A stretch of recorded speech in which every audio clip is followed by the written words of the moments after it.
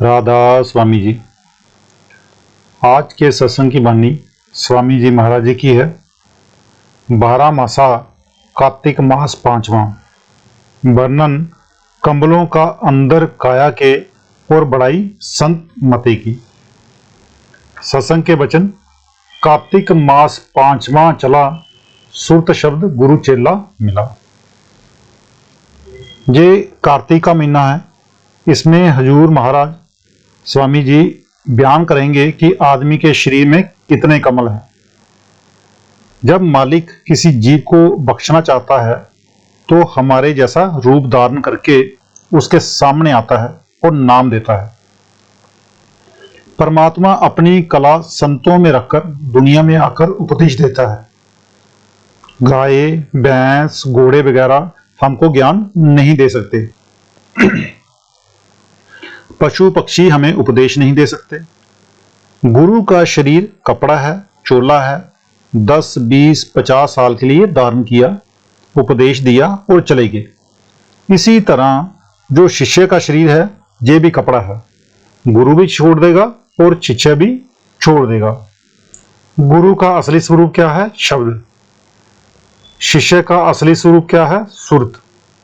अब जब गुरु से मिलाप हुआ तो वह कहता है, अंदर जा, तेरे अंदर 12 कमल हैं। ब्रह्मा, पार ब्रह्मा, ईश्वर, परमेश्वर, कुल मालिक अंदर है। बाहर ना किसी को मिला है और ना किसी को मिलेगा। बाहर ईंट, पत्थर और कागज हैं। जब तक कोई अंदर जाने वाला बेदी ना मिले, ये खाली आया और खाली चला गया। अगर कोई बेदी मिल जाए तो इसका धर्म है कि अंदर जाए। कुल खंड ब्राह्मण करोड़ों देश अंदर है। कुल आलम अंदर है। ज्यों ज्यों ऊपर चढ़ेगा त्यों त्यों देखेगा। कहते हैं, तक काया कंबलन विधि बाखी, कंबल दुबासदस काया राखी। जब गुरु ने राह दी, शिष्य ने पर्दा खोला तो क्या देखता है कि अंदर 12 कमल हैं, 12 स्टेशन हैं, 12 पड़ाव हैं। ग्रंथ साहिब में लिखा तो सब कुछ है। गुरु नानक साहब ने बहुत ऊंची बानी कही है, मगर बिना बेदी, बगैर सतगुरु के समझे कौन और समझाए कौन। स्वामी जी कहते हैं कि सतगुरु बताता है कि तुम एकाग्र होकर अंदर आंखों के ऊपर चढ़ो। तुमको पता लग जाएगा कि विष्णु कहाँ है, शिव कहाँ है, ब्रह्मा कहाँ है और सूरज, चंद्रमा, सितारे, खंड ब्राह्मण कहाँ है। अब हर एक मंजिल और कमल का हाल बताते हैं। फिर कहते हैं, प्रथमे कंबल गणेश बिलासा, कमल दूसरे ब्रह्मा बासा। मतलब ये कि जब गुरु ने नाम दिया, इसने अभ्यास किया तो रूह सिमट कर गणेश चक्र में आ गई। अब पैरों से लेकर गणेश चक्र तक यानी गुदा सारी शरीर को सुन्न कर देती है। इसी तरह आंखों तक 6 चक्र हैं। हर एक चक्र का एक एक देवता है, धनी है। गुदा चक्र में गणेश है, इंद्रिय चक्र में ब्रह्मा है, नाभि में विष्णु है, हृदय में शिव है, कंठ में शक्ति है। छठे चक्र में मन और आत्मा है। पिंड के 6 चक्र ऊपर के 6 चक्रों के अक्ष हैं। ब्रह्मांड का अक्ष पड़ता है अंड में, अंड का पड़ता है पिंड में। ये पिंड तो नकल की भी नकल है। पर नायम के जोगियों ने सारी उम्र में सिर्फ पिंड के 6 चक्रों को तय किया। उनका तरीका बड़ा खतरनाक है। अगर जरा भी दिमाग पर उल्टा असर हो तो मौत आ गई। मगर गुरु नानक साहब, कबीर साहब का तरीका बड़ा आसान है। 5 साल के बच्चे से लेकर 100 साल के बूढ़े तक, क्या स्त्री क्या पुरुष, सभी कर सकते हैं। ना घर बार छोड़ना है, ना बाल बच्चों को छोड़ना है। फिर प्राणायाम वालों की हद जहां तक है, संतों का मिशन वहां से शुरू होता है। जब प्रलय आती है, पृथ्वी ढहकर पानी में मिल जाती है, पानी को आग खा जाती है, आग को हवा खा जाती है, हवा को आकाश खा जाता है, आकाश को मन खा जाता है, मन को माया खा जाती है, माया ब्रह्मा में मिल जाती है। जब आदमी की मौत आती है तब भी यही हाल होता है। पहले रूह खींचकर गणेश चक्र में आती है, फिर इंद्रिय चक्र में, फिर नाभि में, फिर कंठ में आती है और फिर दोनों आंखों के पीछे आ जाती है। अभी इसकी मौत नहीं हुई, मगर जो कमलों में देवी देवता हैं वे सब तो पीछे रह गए। अब जो देवी देवता हमसे पीछे रह जाएं वे हमारे पूजा करने योग्य नहीं। फिर कहते हैं कंबल तीसरे विष्णु प्रकाशा, चतुर्थ कंबल शिव शक्ति निवासा। तीसरा कमल नाभि में है। ये 8 दल का कमल है।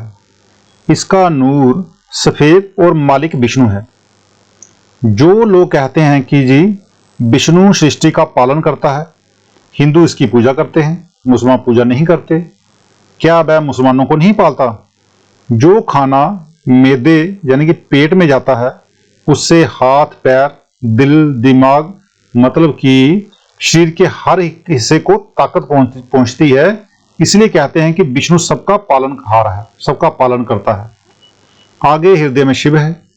शिव प्राणों यानी कि हवा के भंडारों का मालिक है। हवा के जरिए खाना पेट में जाता है। पेशाब पखाना हवा के जरिए ही बाहर आता है और आदमी प्राणों के जरिए ही बोलता है। तीसरे कमल के मालिक विष्णु और लक्ष्मी, चौथे कमल के मालिक शिव और शक्ति हैं। फिर कहते हैं आत्म कमल पांचवा होई, छठा कमल परमात्म सोई। पांचवा कमल कंठ में है। ये 16 दल का कमल है। इसकी मालिक शक्ति है। आगे छठा कमल आंखों के पीछे है, जहां आत्मा और मन की बैठक है। अब सुर्त जागृत अवस्था में आंखों के पीछे है और ये 6 चक्र और इनके धनी इसके नीचे हैं। मानो हम इन सभी से ऊंचे बैठे हैं। सहज योगियों का आखिरी मकाम है, क्योंकि जोगी मुश्किल से नीचे के सारे चक्रों को तय करते हुए आंखों के पीछे जाते हैं। मगर संतों की यहीं से क ख ग, जिसको हम ABC कहते हैं, क ख ग जहां ABC यहीं से शुरू होती है, जहां जागृत अवस्था में मन और आत्मा जुड़े हुए हैं। किसी अंधे को आवाज दो तो वह भी दोनों आंखों के बीच तवज्जो रखकर कहेगा कौन है भाई। लेकिन जब रूह कंठ में आ जाती है तो ख्वाब आते हैं। ख्वाब कभी पूरा नहीं होता। अगर बांह है तो सिर नहीं, अगर सिर है तो बांह नहीं। सो जागृत अवस्था में हमारी बैठक आंखों के पीछे है। छठा कमल आत्मा का मरकज यानी कि आत्मा का केंद्र है, जहां से संतों की तालीम शुरू होती है। साइंस दल कमल यानी तुरिया पद पहला स्थान है, मगर वेदांतियों की ये आखिरी हद है। इसी तरह बहुत से मजहबों का ये आखिरी मुकाम है। फिर आगे कहते हैं कंबल 7 में काल बसेरा, ज्योत निरंजन का वहां डेरा। जब रूह संतों से वेद लेकर छठे कंबल से ऊपर चढ़ी तो 7वें कंबल यानी सहस्त्रदल कंबल में आ गई, जहां अमृत बरसता है, जहां घंटे और शंख की धुन हो रही है। इस अमृत को पीकर और आवाज को सुनकर मन काबू में आ जाता है। जहां ज्योत और निरंजन यानी काल है, जहां बिना बत्ती और तेल के 8 पहर ज्योत जल रही है। हमारे मंदिरों में जो ज्योत जलाते हैं और घंटे बजाते हैं ये उसकी नकल है। बाहर के घंटे घड़ी 2 घड़ी बजकर बंद हो जाते हैं, लेकिन अंदर का घंटा हर वक्त जारी है, कभी बंद नहीं होता। इसी तरह जो बाहर की ज्योत है वह फूंक मारने से बुझ जाए, लेकिन उसे कोई या कुत्ते भी ले जाते हैं। 7वें कमल यानी सहस्त्रदल कमल में ज्योत का प्रकाश है, आप सबके अंदर है। ये 1000 बत्ती की ज्योत है और हर एक जगह रोशनी कर रही है। तो आज का सत्संग इतना ही। मिलते हैं कल के सत्संग में। राधा स्वामी।